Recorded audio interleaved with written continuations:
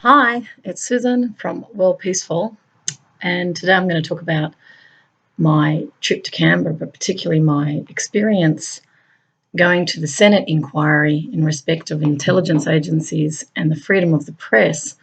But I'm not going to talk about the content of the inquiry. I'm going to talk about some of my observations and an experience I had there, and also on the way there.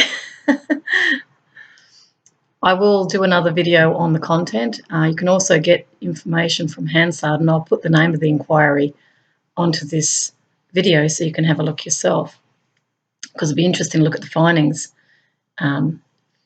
So to start with, I actually found the inquiry, I don't even know, I just was looking at the Senate, I think, because I was in Canberra. Usually I like to go to Parliament House. I'm from Canberra. And as a Canberran, I used to go, not a lot, but a little bit to Parliament. Always sort of kept a contact with it because it's the people's house. It's my house. It's probably my only house, given I'm homeless. So maybe I can camp there sometime if I'm really stuck. I don't know. Anyway, I decided to go to the Senate hearing because of my concerns about suppression of dissent. I am a Democrat, most definitely, and I'm not talking about it in the political sense. I mean it in the literal sense of being a Democrat for democracy. I actually don't sit on either side of the political fence. I would see myself as a citizen who's taking an interest in my parliament. I'm also taking an interest in politics, not only here in Australia, but globally. My blog Pieces Our True Nature is my own exploration to understand what's going on. Because like I would say virtually everybody, we're all concerned about where we're all going. I also am trained in conflict resolution. And as a result of that training, I know how important dialogue is. Most people are not trained in mediation or dispute resolution, and they don't understand the importance of really listening to those you differ with. I've mediated sessions with people who have had long-term conflicts.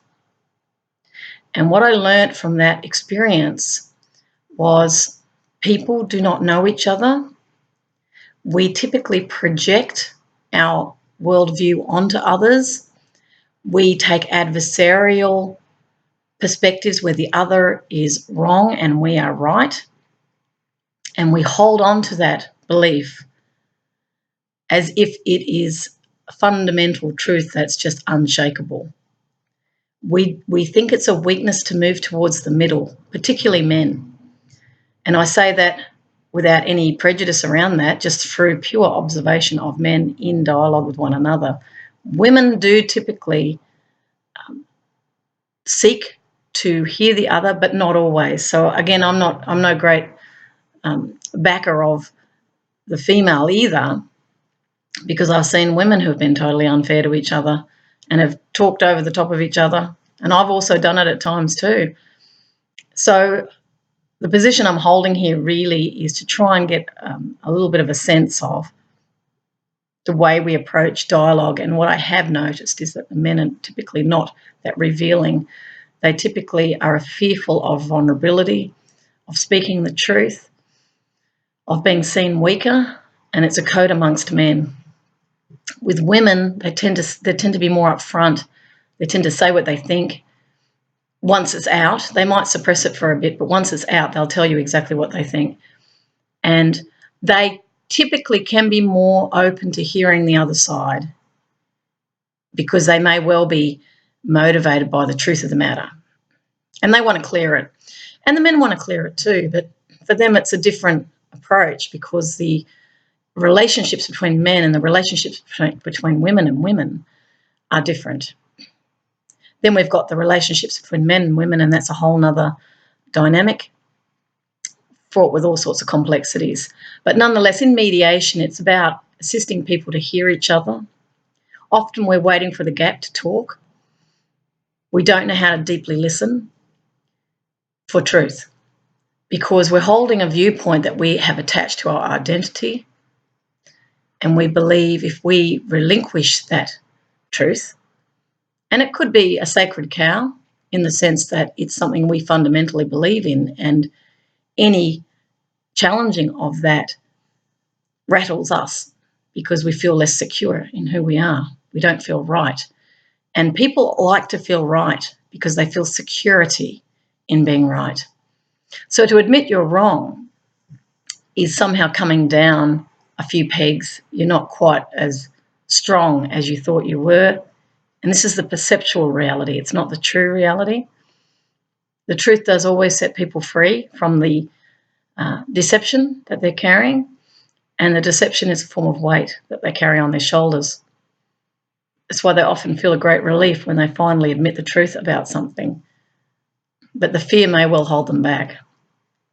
So I'm going into this because what I see in our world are people typically learning to operate out of positions, and we have adversarial politics where one side is perceived to be the opposition of the other. I think that's changing, and I think they typically are occupying similar ground now. I think there are similar influences working both sides. So we don't have a very strong opposition on either side, in my view. They can put a pretense of opposition, but I don't actually see there being, they just want re-election is what they're wanting. They may well be collegial. Some of them might be collegial out of public focus. So I wanted to premise it with that because the issue of dissent has been top of mind for me. And dissent is not disloyalty. Dissent is not troublemaking. Dissent is not being a problem person. Dissent is saying, I differ from you. I have a dissenting view, or it could be a critique. I see differently. I don't agree with that. And this is the very normal discourse between all human beings. None of us all agree about the same thing. You'll have a whole variety of views. I used to be a market analyst and I used to do focus groups, and I could present a topic to a group of people, males and females, and have them come at the issue in completely different ways because we're all different.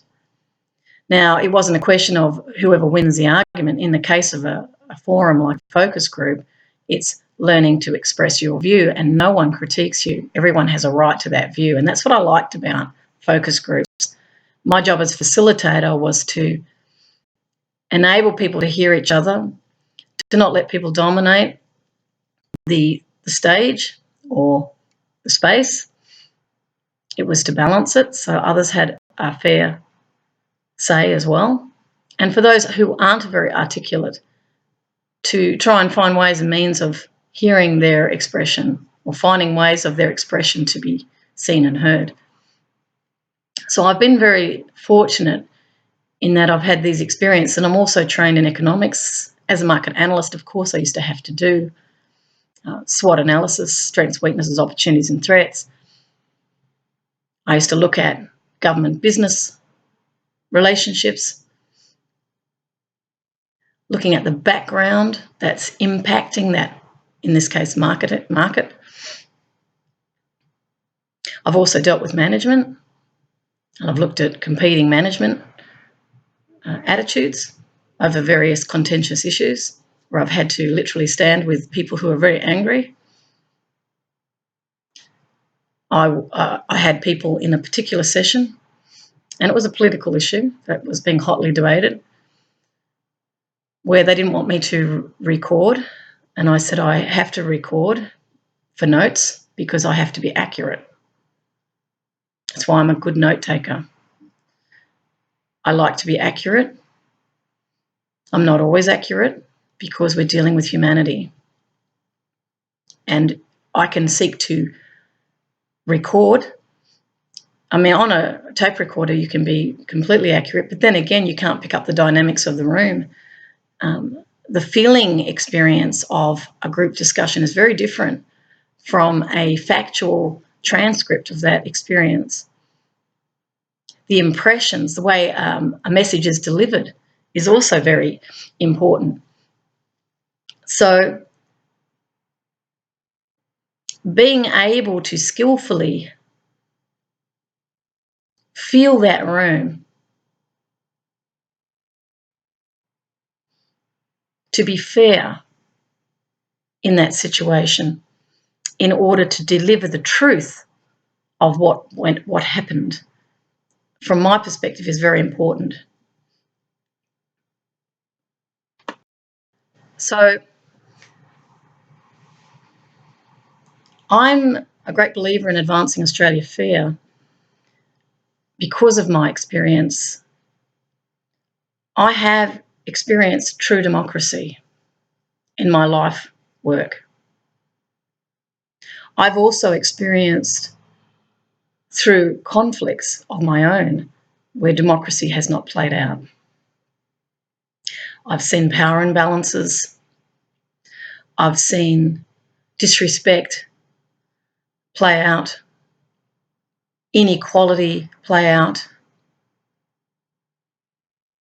agendas that are commercially based play out, ideological agendas underpinning the dynamic in the conflict, which was unfair, created an unfairness, so corruption. And I've written extensively as I sought to understand the problems I'd confronted. I've also experienced the isolation of not being supported by others, standing very much on my own, not feeling those values were upheld by my community either. People typically bury their heads in the sand, and they typically are fearful of confronting things that seem more powerful. But I'm a great believer in the truth. I'm not saying my truth is greater than everyone else's truth. I'm just saying that my intention is always for truth. I know that there are more sides than what I see. I'm very aware that things are more complex than I'm aware of. So I always create a space around that other. This is why I don't have an enemy, because there's always more to people than they are showing. I also believe we have equal wisdom when people decide they want to tap into it. I believe we have great potential when we come together. But firstly, we've got to learn those very basic skills and those very basic values in order to see the world in a way that does manifest cooperation and harmony amongst us. If we're coming at life with adversarial propositions, if we're being influenced by outside players who care nothing for the public, if we are engaging in activities to suppress others, the agenda being profiling or tracking for political reasons, that is not in the public interest. It sets up distrust between the people and their government. And I want to actually see trust developing between the people and the government, and that the people feel they're being represented. I don't necessarily subscribe to politics. I subscribe to representation of the people, by the people. So a good representation in that parliament, not stacking people in that parliament to deliver a certain viewpoint, which is not representative of the entire population. It's a pardon me, it's a small group that believes their view is right, who have the world in a certain image, and they're going to do everything they can to make that image manifest.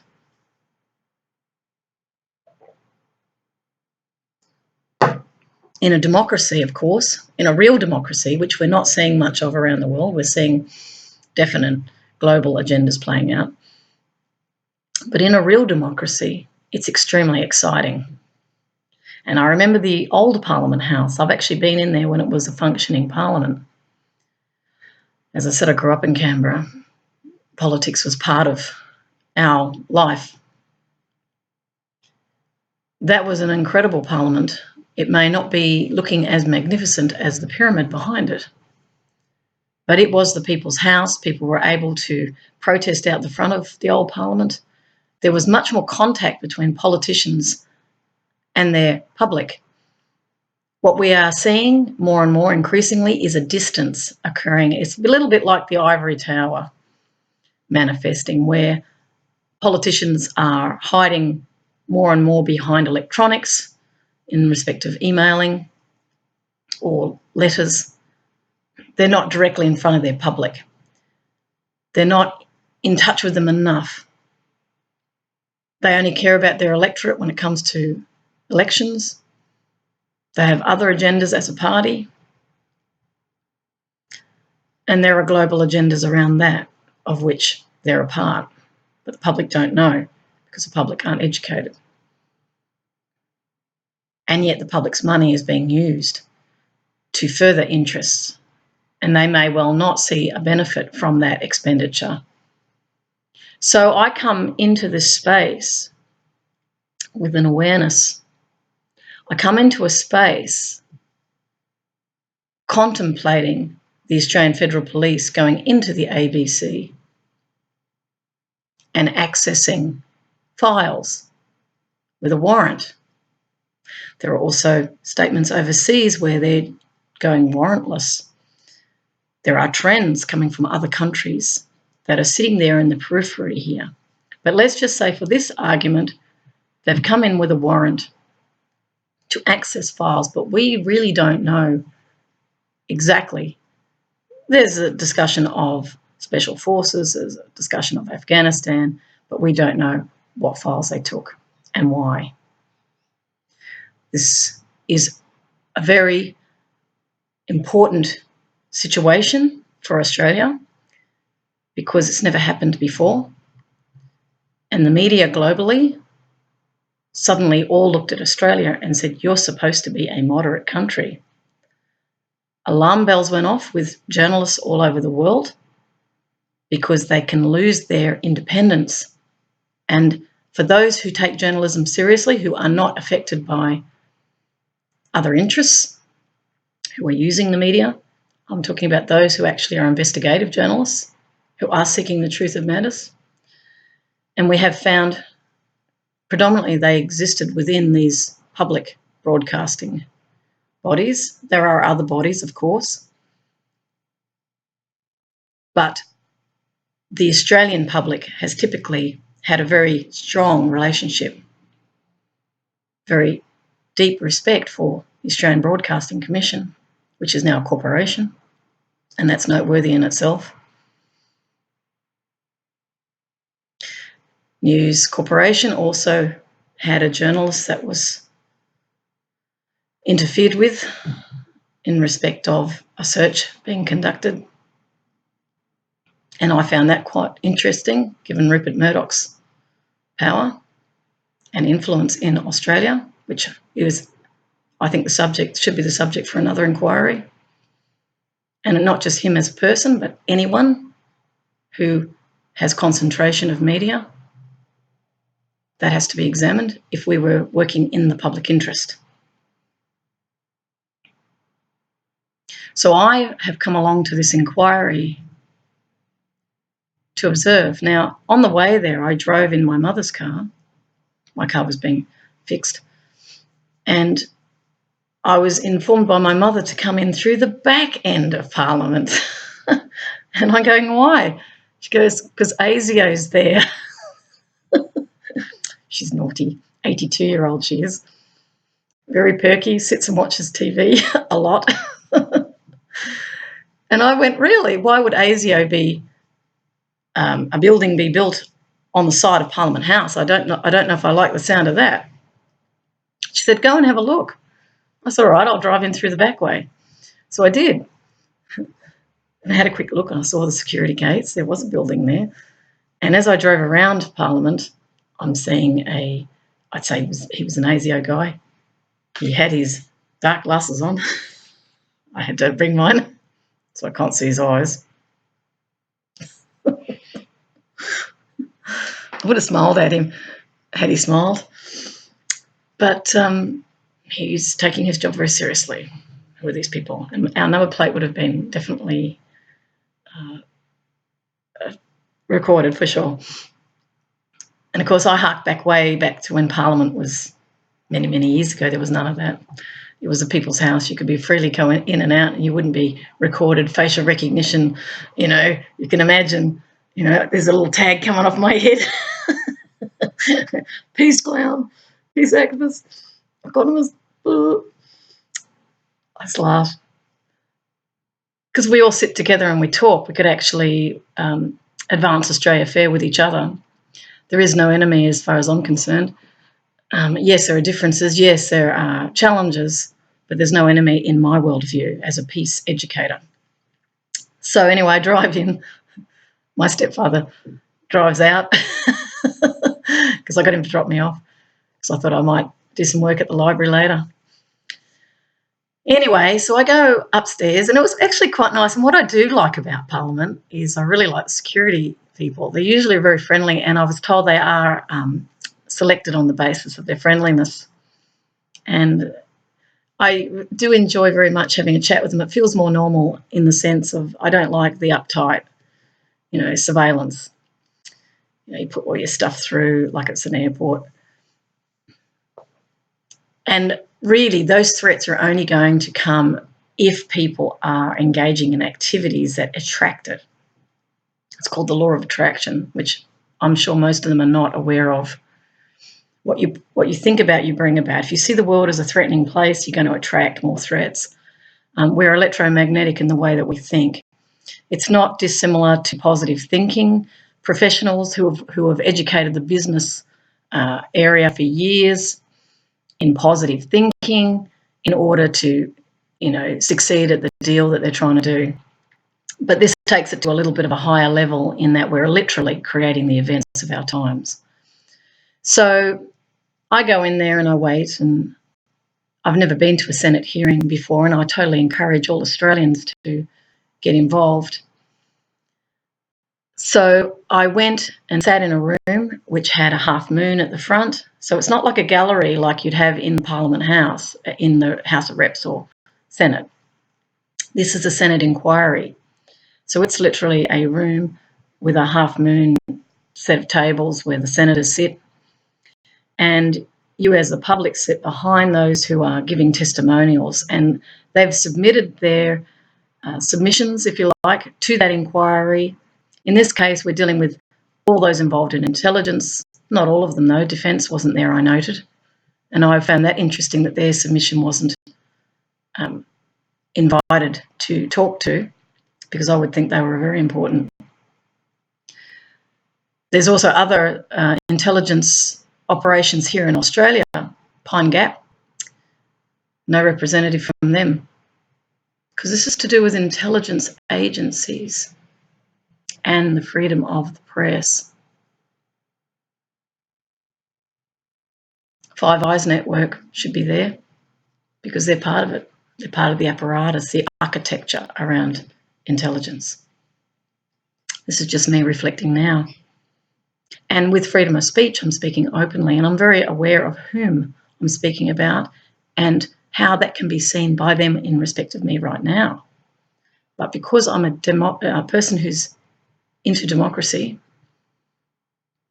I'm going to trust the power of that democracy to protect me. And the power of truth as well. And also my belief in them as well. Because there is no them and us in my worldview, you've got to remember. They are me. That's how I see as a peacemaker. And people will go, well, what do you mean by that? They are you. From a peacemaking perspective, we're all human. If I was trained in the way they were trained, I'd be thinking like them. If they were trained in the way I was trained, they'd be thinking like me. They're also human beings. They also have their feelings. They also have their good days, bad days. They're also trying to do the right thing. They are believing narratives that they feel are true for them. And in that sense, they are me. I am them. That's how I meet them in the middle. It's not us against them. I'm not against my government. I'm not against the intelligence community. I'm seeking to understand them. That's why I'm there. Not as a means of a threat to them, but as a means of understanding what has gone wrong here, where an Australian Federal Police have been given information which has motivated them to actually raid an Australian Broadcasting Commission and take files. There has to be things that are believed in order for that action to take place, and who directed that? Was it political? And there was a question from one of the senators about that, trying to establish whether it was politically motivated. Who was being protected? Was it a legitimate grievance? Was it truly national security? Is national security the public interest? Is it corporate interest? Is it political interest? What is the truth of the matter? And this is conflict mapping, conflict solving, in order to ensure peace and security. That is why we move away from the adversarial approach and we start to sit intelligently at the same table as equals. That's why egalitarianism is critical as a lived experience if we are going to advance Australia fair in the real sense.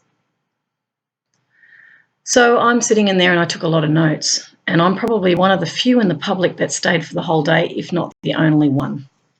It started at 8, and I think 8:30, and finished at 5. And I took notes. My arms were very sore by the end of the day, but I just felt, I'm also an analyst, so I'm used to taking notes, and I'm a great believer in taking a lot of notes because I don't remember everything. And I like to be accurate. I don't like to just, take down this note and forget the other. It's kind of a sense of balance within me, in actual fact. It's a fairness within me. Although I'm always conscious of where I can't get things down verbatim, and therefore it becomes some of my wording. So I try my best to record what I'm hearing so I can understand it better. So others in the Senate would have been observing me, observing them, writing lots of notes. And what was interesting too was the media. They were not there the whole day. I was so surprised by that. Only a few cameramen came in, took a few candid shots. I guess they were relying on Hansard, but I'd be interested to know whether Hansard's accurate, because I've had an experience in a court hearing where notes were taken and they weren't 100% accurate because I was there and I knew. So I'm taking notes. We've got the Australian Federal Police giving their testimony. We've got both Liberal and the Labor Party, and I guess there's independents. I didn't actually check. When I do another video on the actual notes I took, I will then say who exactly was at the inquiry, because I didn't check that out. I was just interested to sit and listen and experience being at a Senate hearing. So from recollection, the Australian Federal Police gave testimonial. We had ASIS, the Australian Security Intelligence Service, ASIS, give testimonial. It's worth looking at them on the Five Eyes in respect of Wikipedia. You'll find them interesting. We have to, as the public, start to become more informed about what's been done in our name if we want to have true security and freedom. And those two are not mutually exclusive. Freedom is the security, as far as I'm concerned, in my peace background. It's not a question of trading one off for the other, in my view, which some people are trying to articulate to justify excessive surveillance. I've also had concerns about all the cameras and the lights, and these were discussed in the Hong Kong situation, where the activists were noticing they were being monitored extensively. We are too. I just want to bring in Hong Kong here because it's coming into my consciousness. Now, regardless of how that protest was orchestrated, because I'm sure the intelligence community was aware of the discord around this edict to send Hong Kong citizens to China for hearings or trial, and the great fear around communism. I've been to Vietnam, Hanoi, and I had a look at some of the little Politburos there. I gave some contemplation to what that might be like as citizens being surveilled. I've also been to Russia. I didn't think about it so much there because I was clowning in Russia. I wasn't there as a tourist.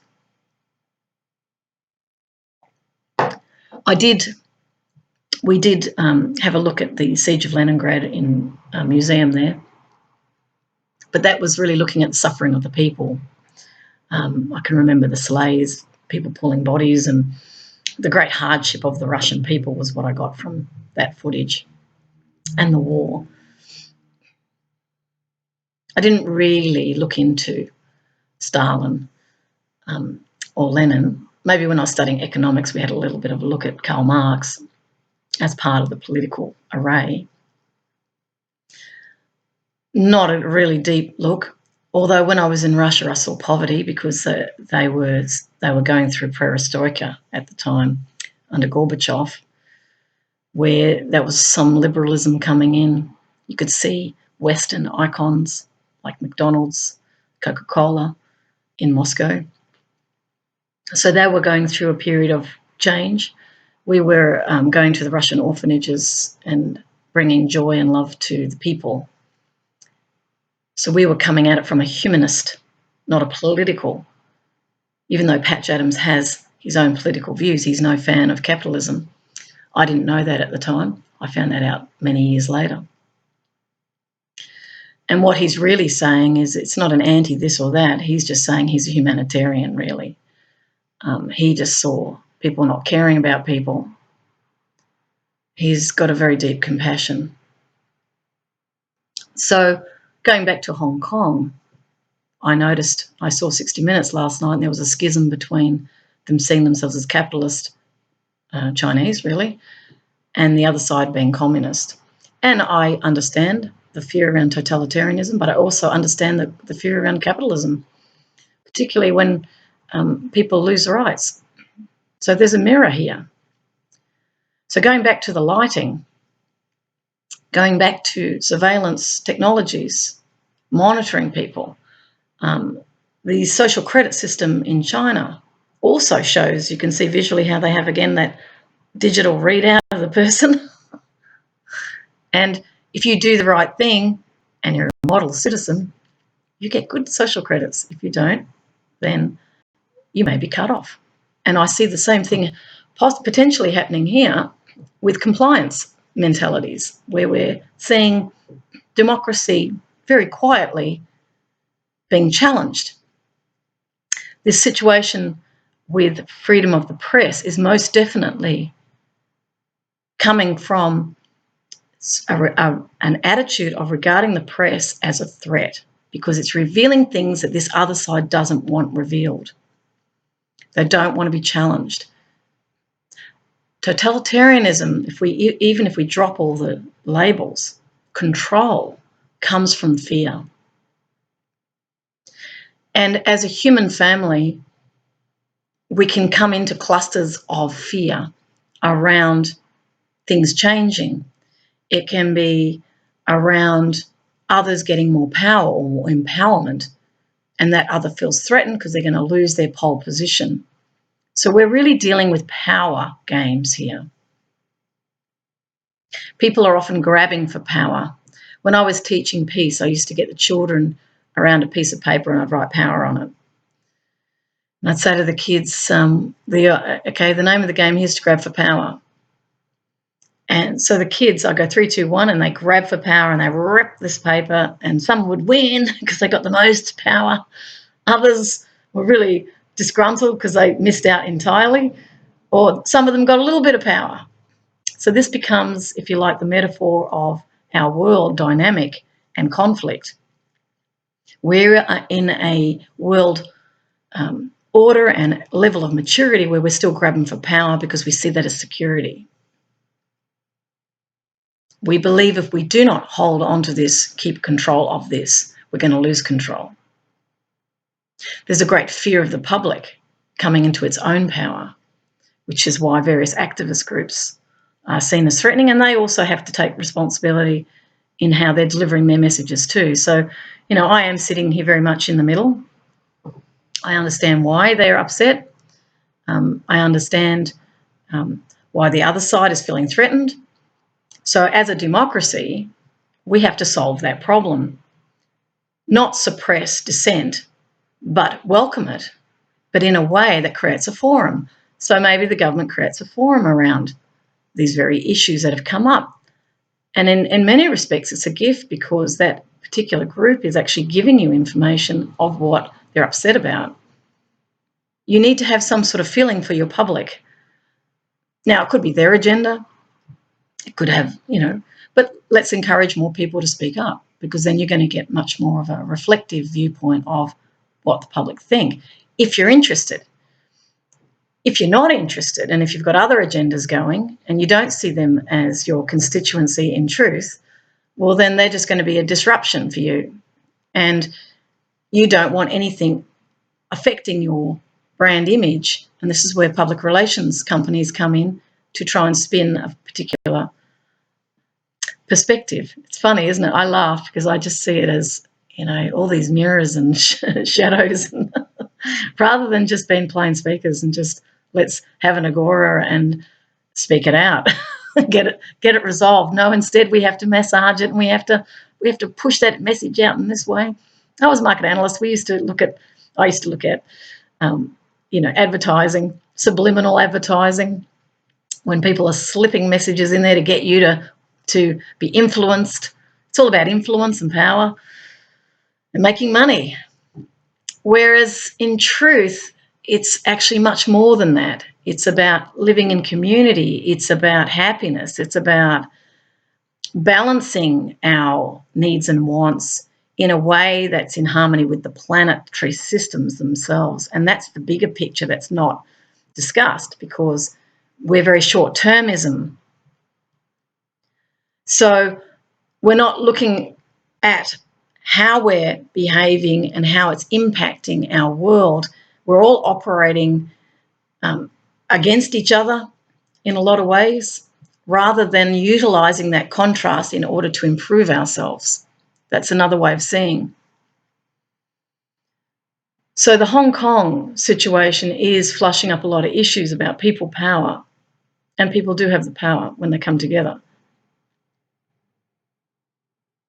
But to come together in such a way that inspires others, because we're all in it together and we all have things that we share. So if we were to find a middle ground, all those people working in the intelligence community, they have families, they've got children, they've got dreams, they have worries, they feel guilt about various things, they feel powerless, just like us. This is where we're similar. They want their children to have good futures. They want to make sure they're safe and secure. So do we. This is where we meet.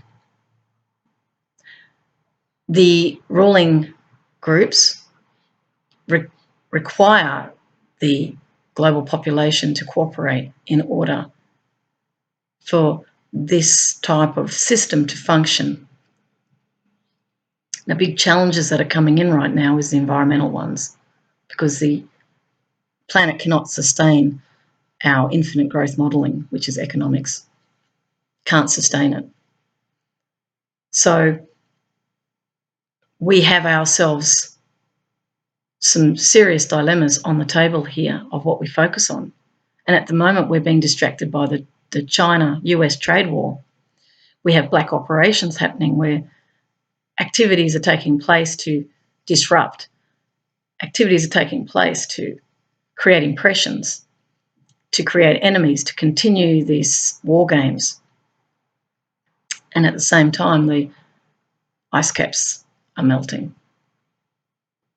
The permafrost in Greenland is melting, which has got massive methane sitting there. Some have stated, and I'll just put this book up, by 2050, there'll be no fish in the ocean. We've also had, through the military, a lot of environmental destruction with exploding of munitions, exploding of nuclear weapons under very fragile islands where things have cracked and broken away because of these massive underground tests. We've had 2,000 atmospheric tests. There was a moratorium to stop that. This could be the reason why we're having cancer. We've also got massive pollutants, and I'm not going to go into some of the stuff that's on my blog, but let's just say that as a result of unquestioned thinking, there are pollutants in the atmosphere which are affecting humans. We've also got issues around food supply. We've got issues around,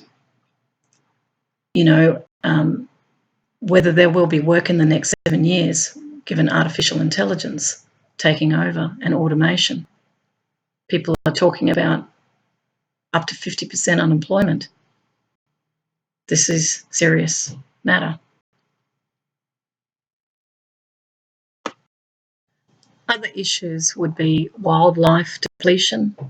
Because we're turning the world into a marketplace, some have called Earth Inc., we've corporatized our world. What we've done is we've enshrined this profit motive into people, not the citizenship, not the democratic motive, but the profit motive, where all that matters is your value is very much reflective of how much you have, how much you accumulate, the power and influence that you create. So we're not really working as stewards on a planet, we're working as competitors in a big market. And we've also got attempts to concentrate those markets into unions, the European Union, NAFTA, various, couplings of nations, ASEAN, Australian, the Association for Southeast Asian Nations is ASEAN. So to look into these various trade blocs, which is all about maximising efficiencies by coming together, there's cheap labour there may be resources there, so that they can minimise their costs to maximise profit in order to access markets. It's all been about access of markets, and the intelligence community is also part of this, without a doubt. But this activity is under the spotlight now, given, is it actually helping advance humanity, or is it hindering our progress? Is it really working in the national interest, or is it working on behalf of certain interests? And that's why inquiries like this are very important, and the questioning from those senators is critical. I don't think there was really hard-edged questioning going on, and certainly there was a point in the inquiry where ASIO was speaking and it was cut short because the senator had a meeting, and I didn't think that was the way to go. I felt that these are very, very, very important matters and it shouldn't be cut short. And if it is cut short, I'd like to know why, and is that true?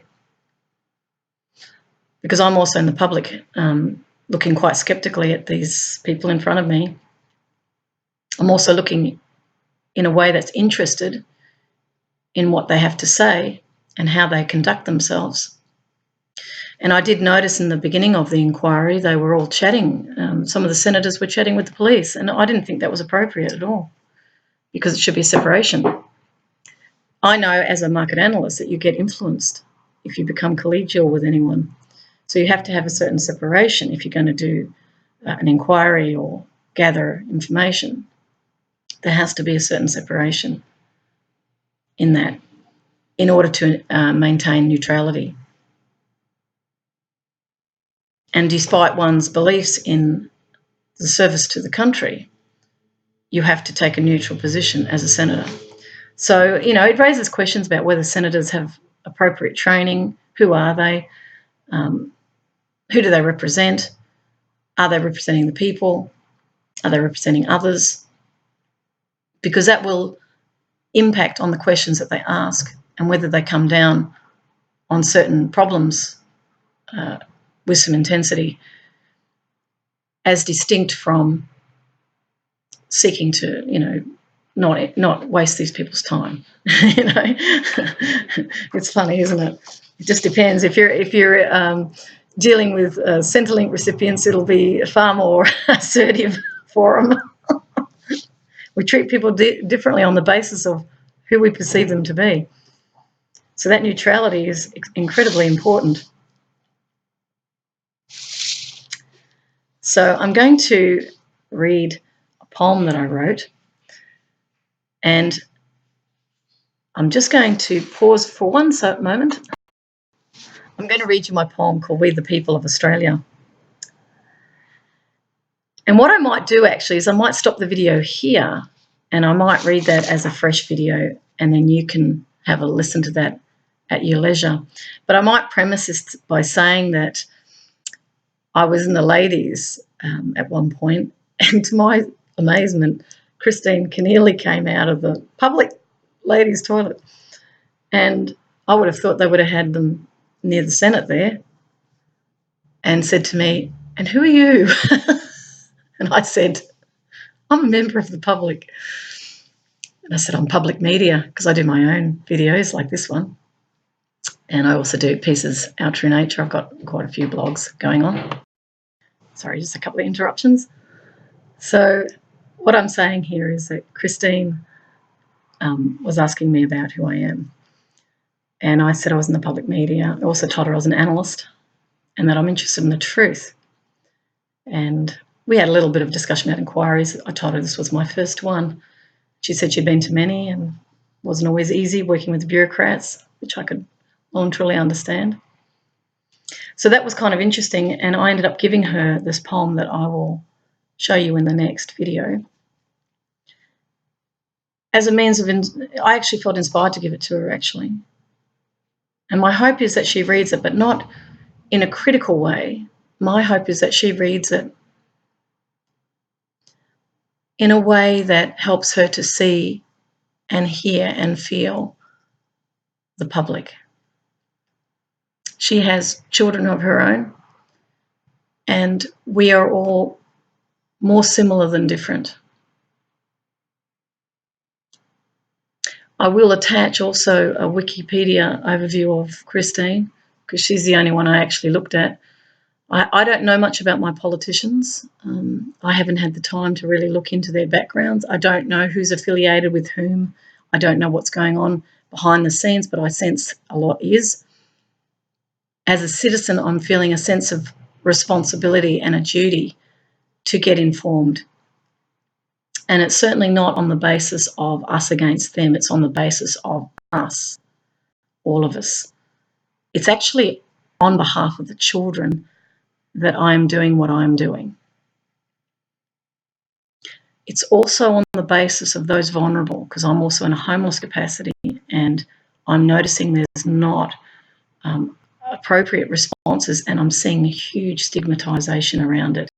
I'm still the same person I've ever been. Just because I have the label of homeless doesn't suddenly mean I have no rights, or I deserve to be where I am, or I'm not working or self-reliant, or all these judgments being leveled at me without sitting down and talking to me about what it is that's happened in my life.